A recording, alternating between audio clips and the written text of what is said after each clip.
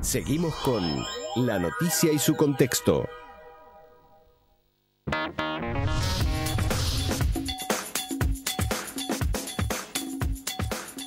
Y es un gusto ya tener en esta mesa de trabajo a Oriana López, a Sergia Galván.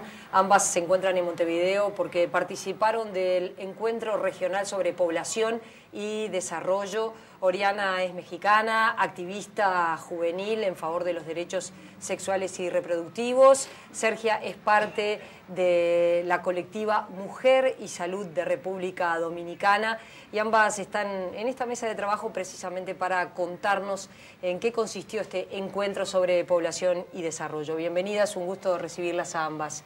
Sergia, fuera de cámaras hablábamos de qué es lo que está pasando hoy día en América Latina y en el Caribe en cuanto a el avance o los retrocesos en aquellos derechos que se llaman derechos de cuarta generación, que hablan de profundizar derechos civiles para la mujer, pero también para el conjunto de la sociedad.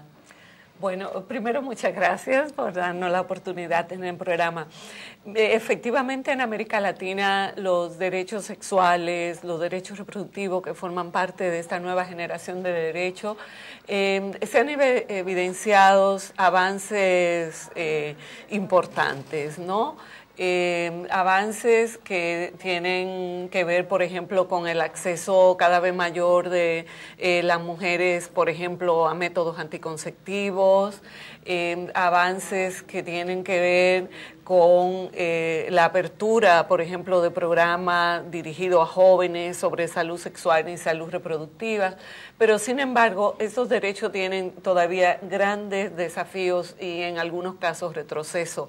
Dentro de esas dificultades están, por ejemplo, las tasas de mortalidad materna en la región. Todavía tenemos tasas inaceptables de mortalidad materna, todavía tenemos necesidades insatisfechas de métodos anticonceptivos, las leyes restrictivas con relación a la interrupción del embarazo. Por ejemplo, en América Latina todavía, bueno, contamos con 4 países que tienen totalmente penalizado el aborto, aun cuando la vida de la mujer corre peligro. La falta, por ejemplo, de estados laicos, y entonces tenemos una injerencia cotidiana de, sobre todo, las jerarquías eclesiales católicas o evangélicas o de otras denominaciones en las decisiones políticas, en las políticas públicas, sobre todo las que tienen que ver con este nuevo Estado de Derecho.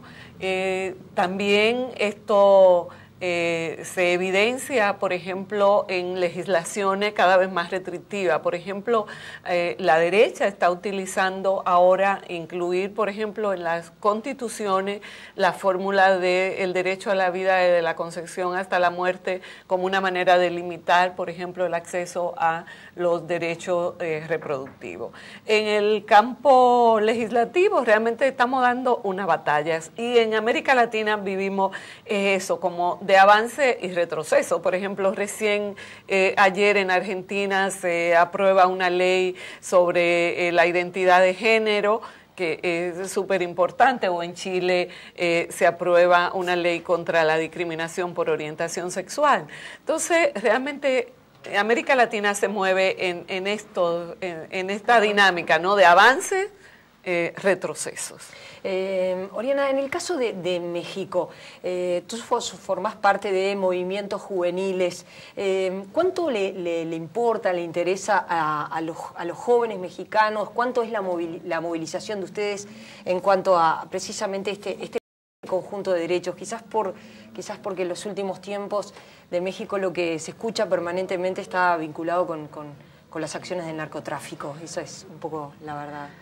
Sí, claro, y creemos que desde Cairo hay un paradigma de concentrarnos desde el cuerpo de las personas, y creo que los jóvenes empezamos como a movilizarnos dentro de este campo en específico de los derechos sexuales y reproductivos, con la idea justo, porque en el país al menos se refleja bastante bien que los números como más graves están dentro de la población juvenil.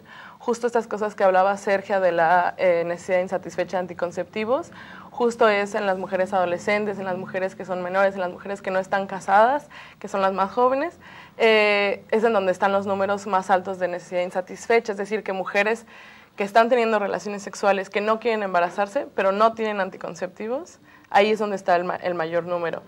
También en los números de aborto, en los números de aborto inseguro sobre todo, porque a pesar de que haya causales, incluso en el mismo Distrito Federal, que llevamos 5 años de ley del aborto en el primer trimestre, aún así las mujeres jóvenes siguen sin tener acceso a la información de a dónde pueden recurrir. Muchas veces es la primera vez que van a un servicio cuando van a tener una interrupción legal del embarazo y a veces no saben cuál es el proceso adecuado para eso. Entonces se enfrentan a mucha discriminación, se enfrentan a muchas barreras como por esta falta de información en general y de que todavía no se institucionaliza la educación integral en sexualidad también y desde una perspectiva de derechos. Entonces, muchas veces las y los jóvenes pues, tienen como una falta de comunicación con los padres todavía sobre los temas de sexualidad, etcétera, y si no se les dan en la escuela tampoco, es muy difícil poder llegar a ellos. Creo que desde ahí es el interés, o sea, que podamos ser sujetos de derechos y tener como toda la información de cuáles son las cosas que el Estado nos debería de garantizar y poder exigirlas así. Pensaba, cuando hablábamos de mujeres jóvenes, estamos diciendo de qué edades, 15, 14, 16, 17 años o todo ese abanico.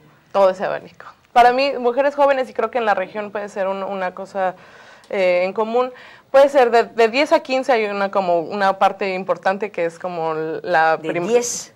Que empieza la adolescencia y creo que para mí la región ubica a las jóvenes de entre 13 y 30 años, ¿no? Pero de los 10 años ahora empieza con los cambios hormonales y todas las cosas que empiezan, puede ser desde los 10 años también. Y ustedes dicen, no se habla con los padres en la casa, en las escuelas no hay instrumentado de educación sexual, porque es algo que es una materia pendiente, yo creo que en todos los países prácticamente latinoamericanos no se enseña educación sexual. Y ustedes dicen que los servicios de salud tampoco, en el caso de Uruguay sí, no se proporcionan elementos anticonceptivos a las jóvenes. No, y muchas veces es por barreras de discriminación más que legales. Es decir, en México al menos hay una ley específica que dice que debes darle la información, pero viene la concepción moral del prestador de servicio que decide, en vez de darle la información y en vez de darle el método que ella está solicitando, entonces la juzga y le da más bien un regaño y como una lección de por qué está ahí. Y entonces las mujeres, las pocas que llegan a los servicios, no regresan. Claro. ¿Y en República Dominicana pasa lo mismo, Sergio? En República Dominicana exactamente igual. No tenemos educación sexual en las escuelas. También las jóvenes y los jóvenes tienen limitaciones para buscar servicio, por ejemplo, métodos anticonceptivos o eso, porque inmediatamente una muchacha joven llega a una farmacia, a una tienda por un método anticonceptivo o por un condón, ya es sospechosa, ¿no?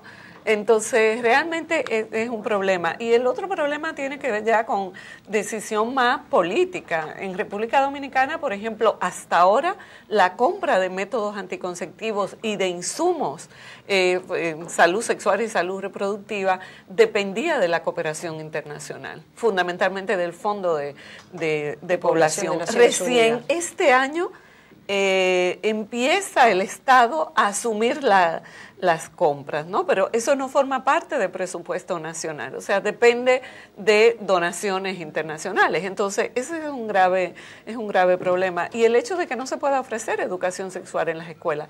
República Dominicana tiene otro problema, y es que nosotros tenemos el concordato, que es un acuerdo entre el Vaticano y el Estado Dominicano, un acuerdo que se plasma en el momento de la dictadura de Trujillo en los años 30 y que permite a la Iglesia Católica tener injerencia sobre todo este tipo de políticas educativas. Y, por ejemplo, cualquier campaña, por ejemplo, sobre uso de condón, sobre educación sexual o cualquiera de estos temas, tiene que tener el aval del cardenal de la jerarquía eclesial católica. Entonces, la existencia del concordato realmente presenta una dificultad para el Estado. De ahí la lucha que hemos llevado como movimiento feminista, como movimiento de mujeres, de contar con estados verdaderamente laicos y que eviten lo que pasó, bueno, aquí en Uruguay. O sea, a pesar de la composición del Estado, el anterior presidente, argumentando sobre su fe cristiana, no vetó la ley sobre el aborto, y eso se repite en cada uno de nuestros países en América Latina y el Caribe. Sí, el expresidente Tabaré Vázquez. Oriana, cuando tú hablabas de las jóvenes, y tú también, Sergia, ¿se prevé de alguna manera educar para evitar el embarazo adolescente, o no hay que evitarlo, el embarazo adolescente? A ver. Creo que tiene que ver con, no solamente es educar, sí, se trata de educar y de dar toda la información y las herramientas para que las adolescentes puedan tomar, bueno, las adolescentes y las mujeres jóvenes y todas, podamos tomar decisiones autónomas. Y para tener autonomía tenemos que tener todas las cosas puestas en la mesa, digamos. Y creo que también hace falta una serie de oportunidades para las y los jóvenes. En México sí sucede que las chicas adolescentes deciden embarazarse, porque ese es el momento en el que la familia las va a respetar y va a tomar en cuenta sus decisiones. Son alguien. Son alguien. Ese es el Tienen momento. un estatus. Es el momento en que los servicios las van a admitir, les van a dar la información que necesitan, les van a percibir como sujetas de derechos hasta ese momento. Entonces, es como una manera de repensarlas y de repensar qué estamos haciendo nosotros también para contribuir a que las chicas vean como una opción embarazarse tan tempranamente, ¿no? Sí, nosotros también, o sea, lo que planteamos es, lo que queremos prevenir son los embarazos no deseados y los embarazos forzados. Y un embarazo, y en un nuevo enfoque de embarazo forzado. Un embarazo forzado también cuando tú no tienes las herramientas, cuando tú no tienes la información, cuando tú no tienes los servicios, cuando tú no tienes la capacidad para poder tomar una decisión consciente y que no vaya en detrimento también de tu proyecto de vida personal. Entonces, en América Latina la tasa de embarazo no deseado y forzado en jóvenes y adolescentes es altísimo. Y yo creo que sí es una lucha, porque, bueno, pasa caso como en República Dominicana.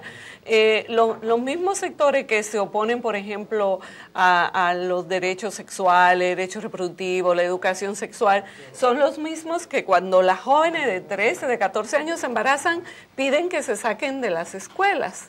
Y las sacan de las escuelas, las expulsan de las escuelas, la ponen muchas veces en unos horarios especiales y realmente abandonan los estudios. Hay una tasa de deserción escolar muy alta en mujeres embarazadas por esas barreras en materia de políticas públicas y esas barreras sociales que encuentran. En el final, el balance del análisis, de la revisión que se hace de cara también al 2014, es que hay avances y retrocesos y mucho por hacer, se podría decir así. Sí, y yo creo que la agenda de Cairo efectivamente no se va a cumplir a 20 años. Yo creo que son más los pendientes que realmente los avances. O sea, Pero lo importante también es que la agenda de Cairo sigue siendo vigente, es decir, seguimos teniendo esa necesidad de que se cumpla. Y tenemos que revisar que en estos 20 años... ¿qué ha surgido? ¿Qué ha cambiado en la región? ¿Qué cosas necesitamos que todavía no están reflejadas en Cairo y que también necesitamos que se incluyan? Es decir, seguimos con Cairo, pero ¿qué más nos hace falta en esta región para poder lograr, pues, tener un desarrollo desde ese lado social y desde el lado más como cerca de nosotros? Gracias a ambas por haber venido, un gusto verdaderamente recibirlas, las despido y nosotros seguimos con más La Noticia y su contexto.